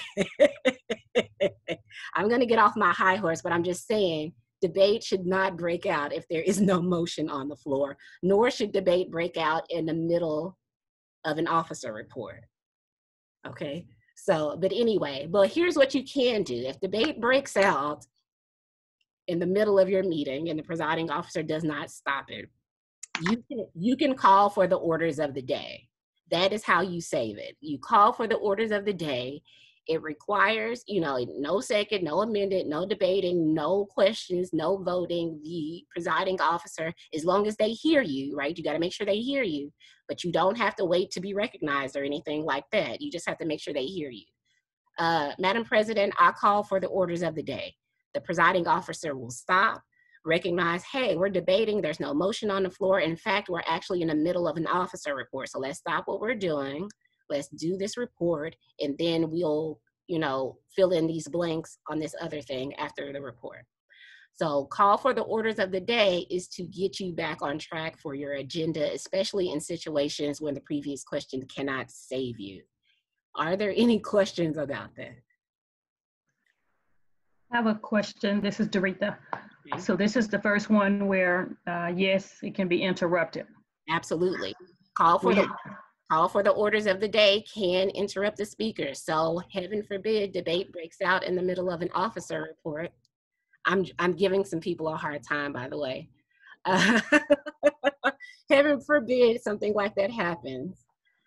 In the midst of all of that, you can say, Madam President, I call for the orders of the day, right? And that stops everything. That would shut everything down. Now, keep in mind, most people will not know what you're talking about, right? And if your presiding officer is not proficient in parliamentary procedure, they will not know what you are talking about. So if you call for the orders of the day, be prepared to explain what it is. Be also prepared to explain that it does not require a second, it is not debatable, it is not amendable, and that action must be taken immediately. Any questions about calling for the orders of the day? And my second question, I'm sorry. Yes, ma'am. It's because I'm following on the handouts too. Okay. So for the vote needed, is it one member or is it ruled by the chair? It's ruled by the chair. So on here I have one member, but really it's one member because the chair must act. So okay. It's something that must be acted on by the chair. Thank you. Mm-hmm. Good question. All right, so here we are. Can Rita, the R in Rita is raise a question of privilege. This is when you ask an urgent question regarding your rights. Generally, you'll know when you hear this because they'll say, Madam President, how did I say it? How did they say it? Point of personal privilege, Madam President. They'll say it like that, right? It means they want to say something that's not necessarily related to anything else. But if you're going to call a point of personal privilege or a parliamentary inquiry, it could be another reason why you raise a question of privilege. It could be you raising a question of privilege because the people in the back are talking too loud and you can't hear. You just stand up and you say, point of personal privilege, Madam Basilisk, there's a lot of noise in the back of the room and I can't hear, right? Or, while something is going on, you would say, point of personal privilege, Madam Basilisk, or excuse me, Madam President, how I intend to make a motion that will require us to do X, Y, Z. What motion can I make to do that, right? That is called a point of parliamentary inquiry. It is a question of privilege. And if, as a presiding officer, a member asks you how to do something using parliamentary procedure, you have to tell them how to do it. You cannot choose not to tell them how to do it just because you don't want them to do it. They ask you how to do it, you have to tell them how to do it, or you assign your parliamentarian to tell them how to do it. But if they ask you how to do it, you have to tell them. I've seen somebody try not like, no, I'm not gonna tell you. Just keep in mind that it does not require a second. It does not, you cannot debate it. It is not amendable.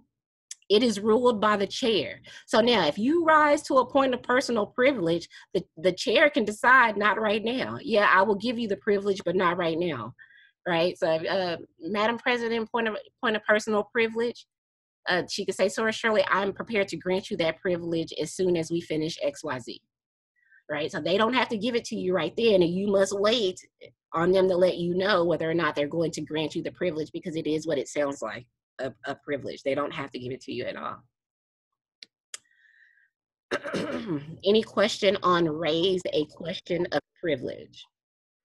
Fashika? Yes, ma'am.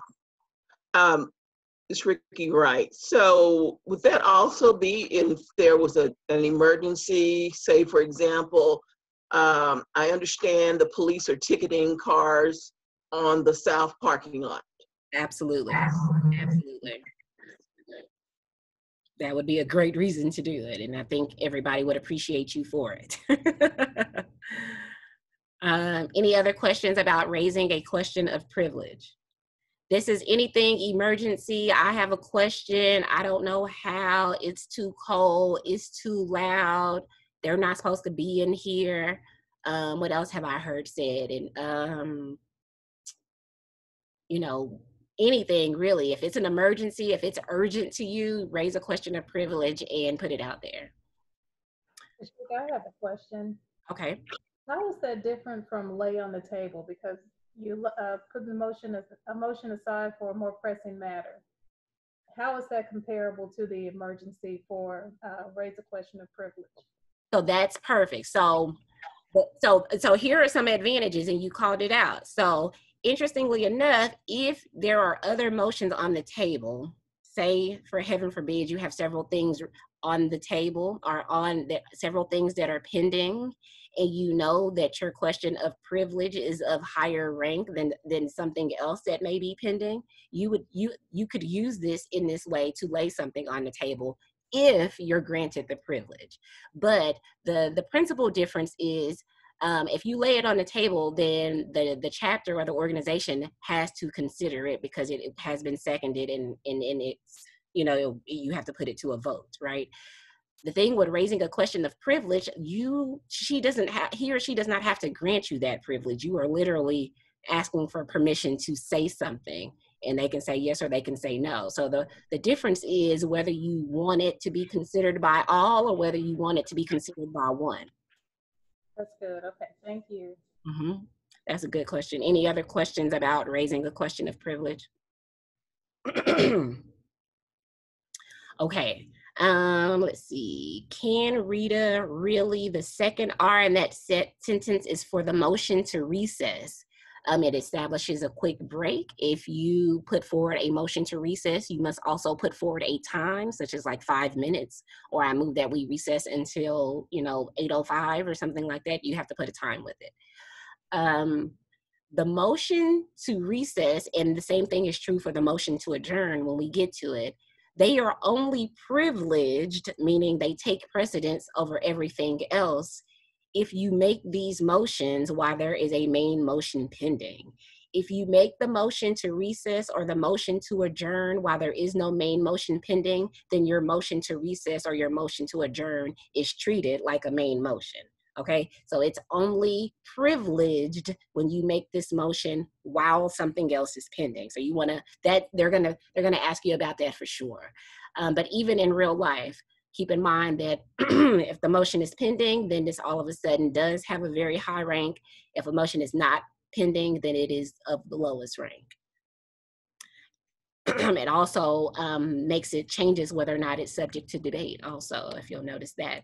So the motion to recess establishes a break quickly. It requires a second. It is not debatable. It is amendable. It's amendable because you can change the time, right? And it requires a majority vote. Any questions about that, particularly in the understanding of how it's treated when a motion pending and how it's treated when there is not a main motion pending?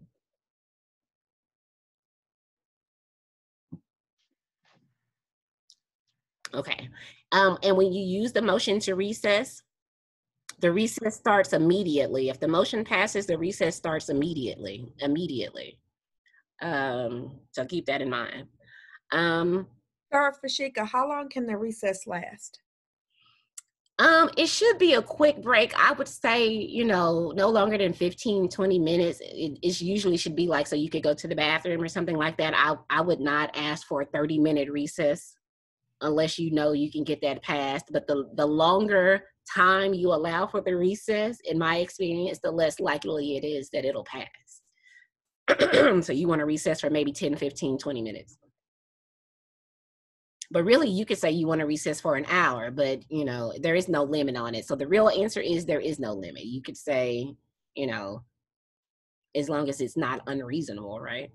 But the shorter it is, the more likely it is that it'll pass. Any other questions on the motion to recess? Okay. Can Rita really afford, remember, afford an A? It's just one letter, not two letters. The A is for the motion to adjourn. It closes a meeting. Again, keep in mind, this is for the motion to adjourn while there is a main motion pending. And oh, by the way, if the motion to adjourn passes or prevails and there's a motion pending, you bring it up again in general orders, right? It's just something that it's just stuck in limbo until the next meeting. So it does not happen often. Most often when you hear the motion to adjourn, you will hear it as a main motion because nothing else is pending. But if you hear it while something else is pending, know that it's privilege. How would this be asked on the test? I'm going to leave this meeting. I have an interview at 8 o'clock. Oh, I'm sorry. Yes, okay. How would this be asked on a test? You know what? I'm going to send you the study guide. So you're going to see exactly how they're going to ask it on the test, because the study guide that I'm going to give you has 100 questions on it. And your test will literally be 40 of those questions. So you will get to see all of the questions before you even take the test. Thank you, Sarah Marion. Can Rita, where was I? Oh, adjourn. So adjourn is what it sounds like. It closes the meeting. It requires a second. It is not debatable. It is not amendable. It requires a majority vote. And then, can Rita really afford a Ferrari? So here's a motion I've never seen used in life. And even when I'm judging parliamentary procedure competitions, people get it wrong. It's notoriously difficult. It never really happens. It's the motion to fix a time to which to adjourn. And this is when you want to set a time for a continued meeting. So say, for instance, you meet at a church that does not belong to the organization that you are in, right? You meet at a church and the church says, hey, we need y'all to be out of here by 1 o'clock so we can have a funeral at 2 o'clock. Right? And 12:50 rolls around and there's still, a lot of stuff on the agenda that needs to be discussed. And you don't necessarily think you want to push all of this to the next regular chapter meeting, right? Because it would make that meeting then run over. So what would happen is, in the middle of debate and you realize it's 12:50, you would say, Madam President, I move that when this meeting adjourns, it adjourns to a meeting to be held next Wednesday at 7 p.m. It sounds ridiculous. It is ridiculous, but basically what you're saying is that this meeting will be picked up again next week. You can name a day. You can say, I move that when this meeting adjourned, it be adjourned to a special called meeting during the week of June 29th. You can say, I move that it be adjourned to a special called meeting prior to the next regular chapter meeting, right? So you have some leeway on how you say that. If you're going to use this motion, it's generally because, well, it's because you're running out of time and you want to put some thought into this because you have to use it correctly in order for it to be effective. And 9 times out of 10, you're gonna have to explain it. So be prepared to explain this if you do actually make this motion, because most people have never seen it, have never heard it. Okay. Okay. We're almost done, y'all. I promise we're almost done. This is actually the last one. So fix a time to wish to adjourn. This is when you want to adjourn this meeting to a special called meeting, right? Because the meeting that you're calling is not a regular meeting. This is a specially called meeting. That means the secretary is going to have to send out an email at least 7 days in advance saying we're going to have a meeting on this day. It will be the continuation of this meeting as per the motion to fix a time to which to adjourn. So that is how that works. Any questions on that? I can tell you now, I don't have a lot of answers for you, but I will try. Just because I've never used it before. Okay. That can come from any member on the floor? Absolutely. It can. Usually though, the president will have already told somebody, hey, we got to be out of here by 1 o'clock. Maybe she says it to your sergeant at arms or your logistics committee chairman or your, bylaw committee member or somebody that they're going to trust to be able to pull this motion off. But yeah, usually if that's the crunch that you're in, you want to communicate with somebody specifically and say, hey, when 1250 get here, stand up. So if you're the presiding officer, you got to vacate at a certain time and it's, it's very, very time sensitive, you may want to pick somebody to come with this motion. Because you as the presiding officer cannot bring this motion forward. You can ask for it. You can ask for it, but you cannot make the motion yourself. Okay. Okay, lady. Yes.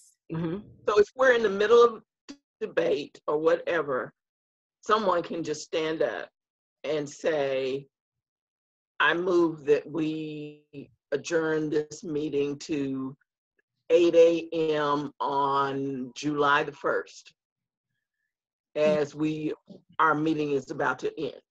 Something we need to get out of this building. Something like that. So that's a good question. I'm glad you asked that question because so here's the root of that. This motion to fix a time to which to adjourn, it does not adjourn the meeting that you are currently in, right? It will not end the meeting that you are currently in. It just says that this meeting will end for real at the special called meeting, right? So this meeting, so I think, am I answering your question? This is not going to adjourn the meeting that you're in. It's only going to let you know that the adjournment that we see is not the real adjournment because there will be a special meeting called to continue it. Did I answer you, Sora Ricky, or not really? Yes, you did. All righty.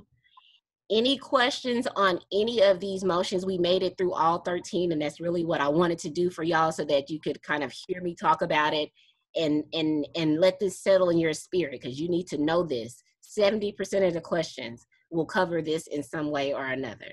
So you have the handout and you have your books, read through it, memorize this. My pearls are classy, pretty lady, can Rita really afford a Ferrari? If you can remember those statements, you'll be able to at least remember the motions. And if you can remember the name of the motion, you can generally understand, you generally can remember what the purpose of that motion is. And if you understand what the purpose of the motion is, it will make sense to you on whether or not it requires a second or whether or not it will be debatable, amendable, and how big the vote will have to be. Let's see what else I got. Okay, so, oh, good, that's perfect. Okay, so the next study session will be next Wednesday. It will be in a study guide. Let me show you the study guide real quick. If I shared with you all the shared folder, and I'm looking for it, give me a second. Here it is.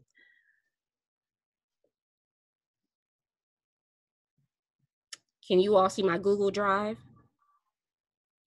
Yes. Okay. Uh-oh. Real quick. Sorry.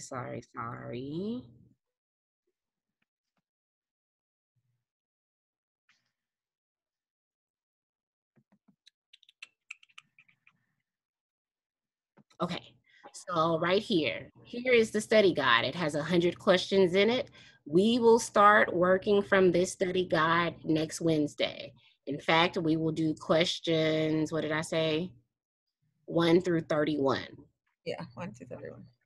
And we will literally go through it. The answers are in the back of the study guide. Keep in mind that the questions start on page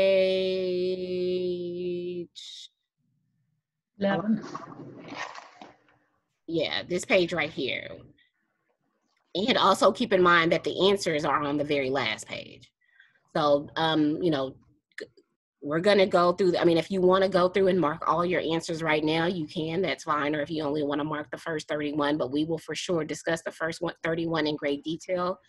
Those of you who attend meetings regularly, you can answer these 31 questions easily. Like, these are the easiest questions. They're going to be on chapter 1 and 2. If you have the small book already, if you have the in brief already, go ahead and flip through chapters 1 and 2. This study guide is a companion to the small book.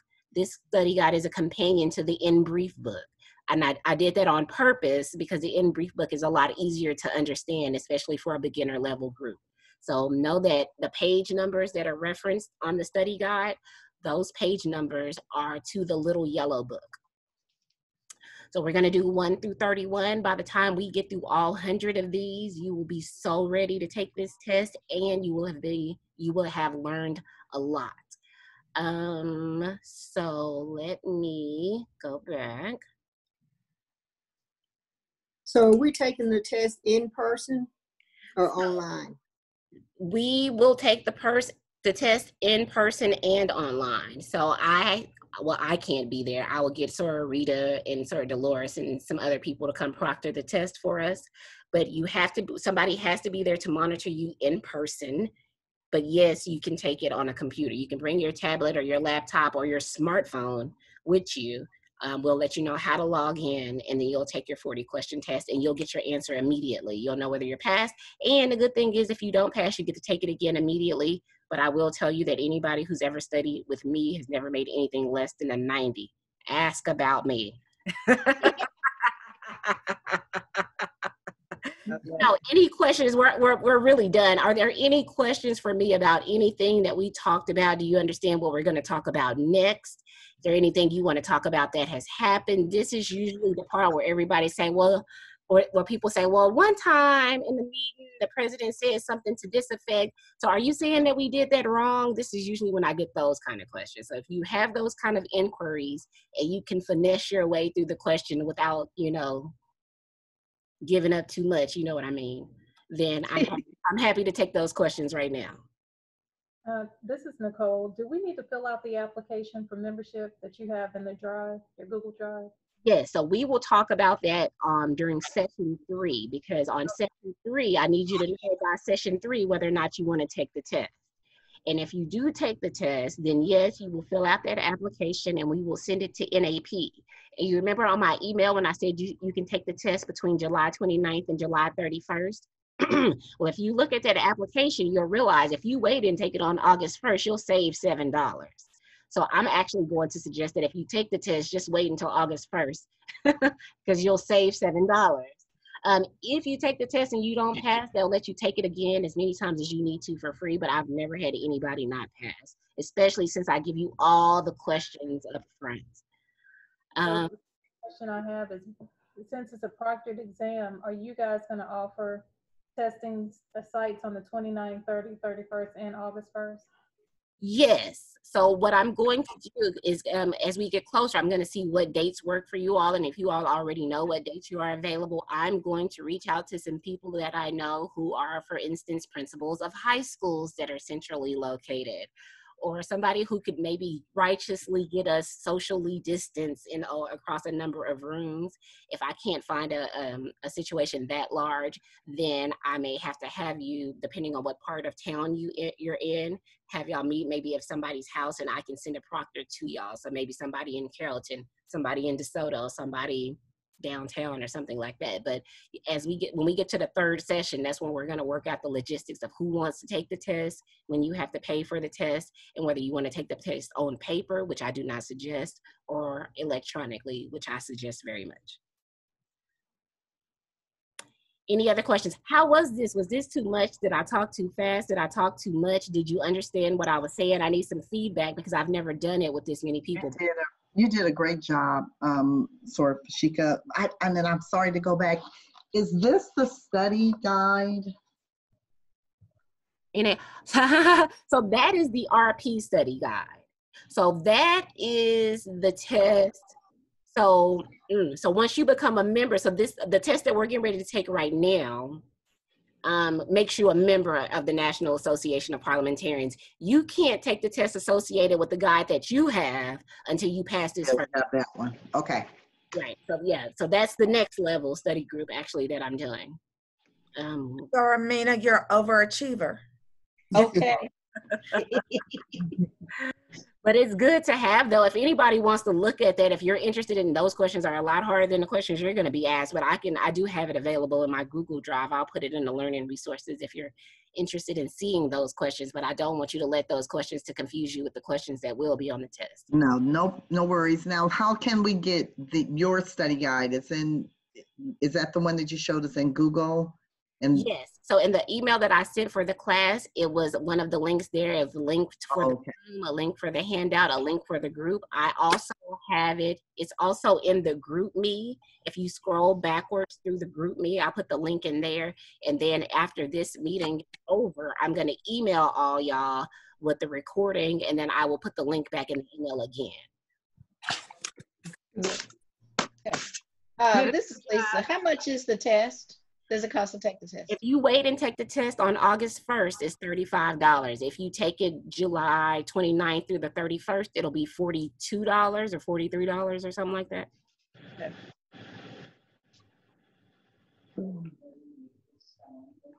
Who is these I enjoyed it.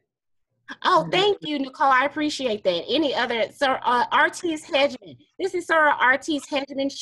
NAP assigned me a mentee. I am preparing Sora Artis to become a professional registered parliamentarian. She is from Alpha Kappa Omega chapter in Houston. So she is not in our group. She is actually here to watch me teach the group. So hello, Sora Artis. Thank you for joining us. And thank you for the invitation. I just love this group. I have never had that explanation before, and I've taken the class, taken the exam, and you were just outstanding. You are outstanding. Oh, so you guys are really fortunate to have her right there in your midst. I just love you. Oh, thank you so much. I appreciate it.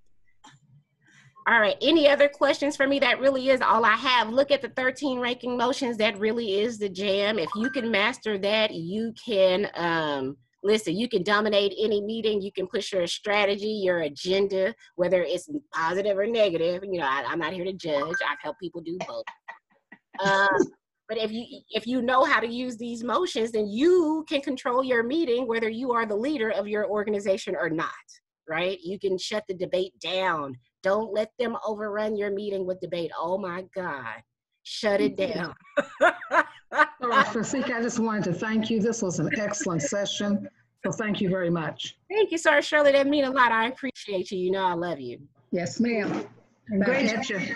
All right. Thank you, Sir Fashika. This was amazing. Thank you, Sir Jackie. I appreciate y'all for joining. Oh, definitely.